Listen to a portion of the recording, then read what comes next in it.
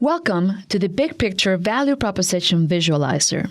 This tool will help you visualize the strategic choices available to your brand. The visualizer graphically illustrates your value proposition and then uses a powerful simulation model to show what might happen when you reposition your brand. You can use this tool to create a business case and visualize your category and the benefits customers use to make purchase decisions. Once your case has been created, you activate the simulation by creating different scenarios. Enter changes in your value proposition and the value propositions of your competitors, and the simulation will suggest how market shares in the category will evolve over time as the changes in the value propositions take hold. Click Begin to create your first case study. Then click Add a new case. Cases are data-rich descriptions of categories and include category and brand names, customer brand perceptions, important benefits for customers, and category growth rates. The Case Setup Wizard takes you through 7 steps to create a case. In step 1, you will define your business category. You will enter the name of your business category, a time interval corresponding to a strategic planning period, and a setting for the growth profile of the category. First, give your category a name. The name should match your category definition and be articulated in such a way as to include your major competitors. For example, I am creating a case for natural gas supply to major business users in the Northeast United States. I will call my category Natural Gas Supply. Now you need to set up a time interval for the simulation and a starting date. You can select months, quarters, or years, depending on the dynamics of your market. For a very fast-moving market, you might select to view months, whereas for a more mature market, you will select either quarters or years.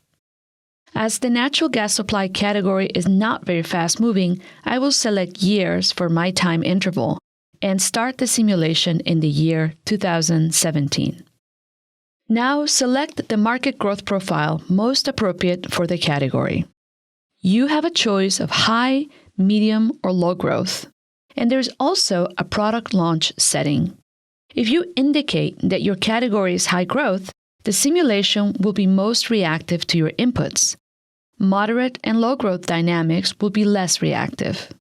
If you're interested in modeling a new product or brand launch, select Product Launch. This setting allows you to create a scenario to model category changes that occur when a new brand is introduced in the category, and brand awareness increases over time as the innovation is diffused. For the natural gas example I'm modeling, I will select moderate growth. I will assume changes in this category happen with moderate speed. In step 2, we will name the brand and its competitors. Now, further define your market by entering the name of your brand or product solution name and the brand name of your competitors. Also, indicate whether you would like to model substitutes. If you do, the name of the substitute segment will need to be entered. I will enter Vermont Energy as my brand name, and First Energy, Rely Energy, and DC Energy as competitors. You can also enter non-company substitutes. For example, in this case, business buyers consider their default utility service as an option when looking at natural gas supply. Therefore, I will include default utility service as a substitute. Now we move on to step 3. We will enter the benefits or variables that customers in the category take into account when making a purchase decision. If price is an important consideration to customers in the category, select price or one of the other price metrics provided. A way to ensure you are creating a complete list of benefits is to enter benefits that your brand or competitive brands offer, and then also enter customer needs that might be currently unmet by category competitors, if you know of any. For example, I will include price, cost predictability, sales support, supplier longevity, customer service, and market intelligence as benefits for my category. Feel free to enter up to 10 benefits. In step 4, we define the importance of benefits to customers. In this step, you will need to define the relative importance of the different benefits to customers, that is, their weight as purchase drivers. We will use a scale of 1 to 10, where 10 denotes a very important benefit and 1 denotes a very unimportant benefit. In this example, I will enter 9 for price, 7 for cost predictability, 8 for supplier longevity, 7 for customer service, and 5 for market intelligence. In step 5, we enter competitors' benefits performance ratings. For each brand in the category, enter its performance as perceived by a customer, that is, perceptually, or as measured objectively, that is, quantifiably. The customer perception scale is from 1 to 10, where 1 denotes a very low performance and 10 very high performance. Remember that when using the perceptual scale, higher is always better. This might be counterintuitive for price, as a high price here will receive a low score and a low price would receive a high score. You can create your own scale for variables that are quantified. If creating your own scale, you will need to enter the unit of measurement, for example, currency for price, and other metrics for other variables. Also, if you're creating your own scale, you need to indicate whether a high number is used for high or low performance. For price, we could measure it quantifiably in US dollars and enter a range between 20 cents to $1 per thermal unit in my case study. Note that the tool will convert the range you enter to a 1 to 10 scale for some of the reports in the simulation.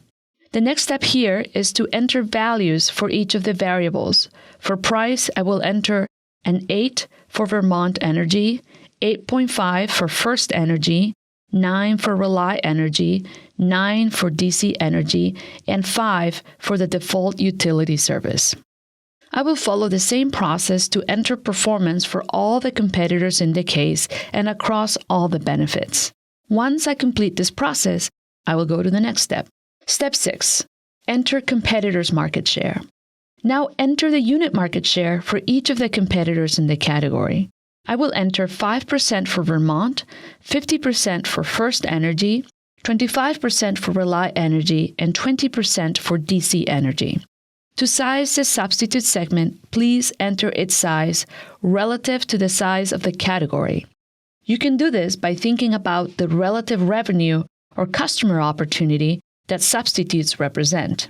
In this case, I will enter 20% for the size of the default utility service option, and that is relative to the category size. In step 7 of the case study setup wizard, the tool presents derived versus entered importance values for each of the customer benefits you have created. The tool estimates derived importance by looking for values that match the perceived performance ratings you entered to the market share values you entered. The computer suggests a derived importance value that will be lower or higher than the value you enter for each benefit. The computer uses a solver program to suggest derived values. In cases where there are few competitors relative to the number of variables, the computer will find several solutions, that is, derived values that fit the solver model. Therefore, each time you refresh this screen, the derived values might change. We recommend that you don't change your inputs based on the computer's suggested values. The derived values are shown to call attention to the values you entered and to inspire great discussions in your team. Once you have completed your case, you can review reports and then will also be able to create a scenario, that is, a simulation, by changing perception and importance values. On the reports page, you will see a list of reports available to you. The first one is the Perception and Importance report. This is a spider chart that shows importance and perception ratings for the category benefits and all the competitors, including substitutes, and using a scale of 1 to 10, where higher is better. You can click within the chart to highlight each company. You can also highlight each benefit by placing your mouse over a specific data point. The dashed black line represents benefit importance. On the right side of the screen, you will see the chart legend, You can click competitor names to toggle between companies, selecting which ones you want included in the chart. The computer will label one of the benefits as the main benefit, and that is selected based on the category benefit that is most important and where the market leader also dominates. Underneath the main benefit, the computer will also remind you of the market dynamics you selected. To change the market dynamics setting, you need to edit the case study from the Case Manager screen. Please note that you can export all report graphics by clicking the download arrow at the lower left corner of each report. This chart is the benefit competitive plot. It shows perception ratings by competitor for two category benefits, which we call the main and dynamic benefit.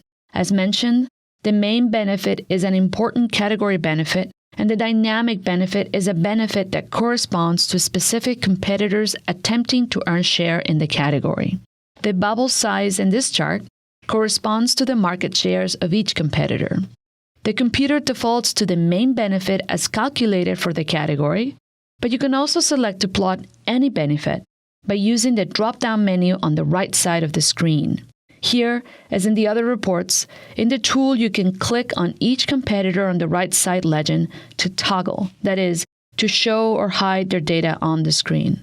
The benefit plot shows importance and perception ratings for different category benefits and competitors in the category. You can click on any benefit available on the right side of the screen to view data corresponding to that particular benefit for all competitors. Again, in this chart, bubble size corresponds to the market share assigned to each competitor. The price total benefit chart compares the sum of importance and perception ratings for all benefits, excluding price, to the price charged by each competitor. The y-axis on this chart corresponds to the price level, so the bubbles that are placed high on the y-axis are brands that are priced higher. We have included a diagonal line in this chart to represent the parity line between price and total benefits. Competitors above the line offer a disadvantaged combination of price relative to total brand benefits. We can expect those brands' market share to decrease over time as customers migrate from them to cheaper brands that offer similar benefits. Brands below the line offer advantage combinations of price and total benefits.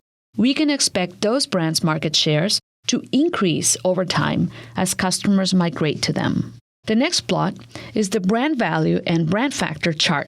This chart compares a brand's value, calculated as the total benefits delivered by a brand, including price, against the brand's market share, and then calculates a brand factor.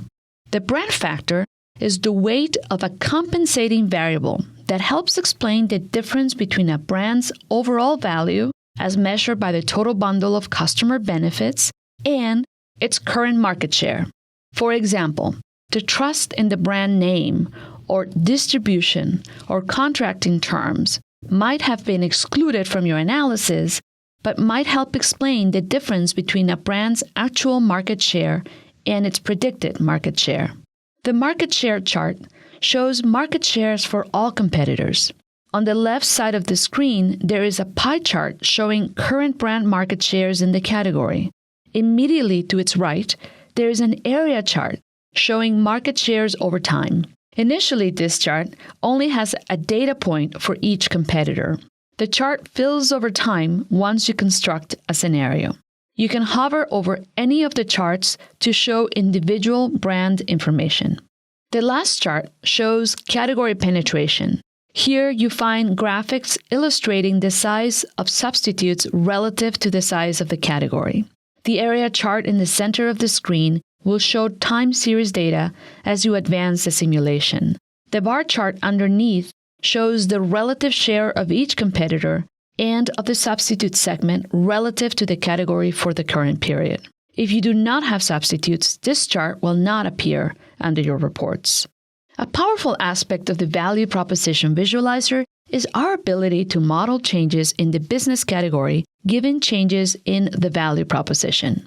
Scenarios allow us to visualize what might happen to certain market variables when we change the value proposition of our brand or competitors' brands. To access the scenario creation functionality, you will click the Create Scenario button from any report. Once in the Scenario Creator, you can create a scenario by entering strategies for each of the competitors in the category and for substitutes. You can create a strategy by changing perception and importance ratings of the customer benefits offered by different brands.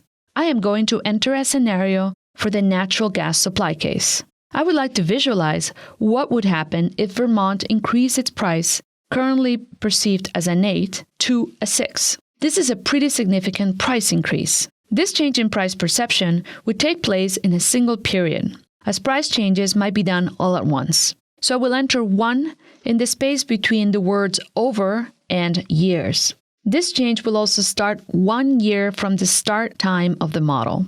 As we are in 2017, this change will take place in 2018 and last another year, ending in 2019. In addition to Vermont changing its price, you can add a bit more realism to your scenario by assuming that competitors behave in particular ways in response to the changes in the value proposition of your brand.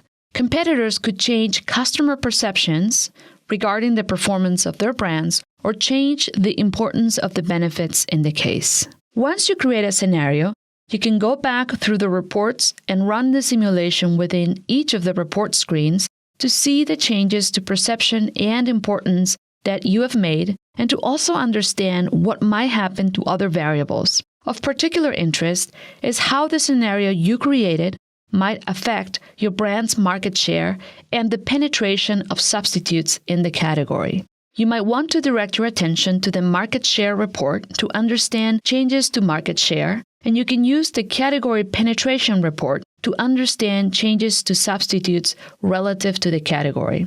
You can create as many scenarios for a particular case as you want. Once you have created a scenario, you can edit it from any report page. To create a new scenario, you will need to go to the Scenario Manager and click the green Create Scenario button at the bottom of the screen.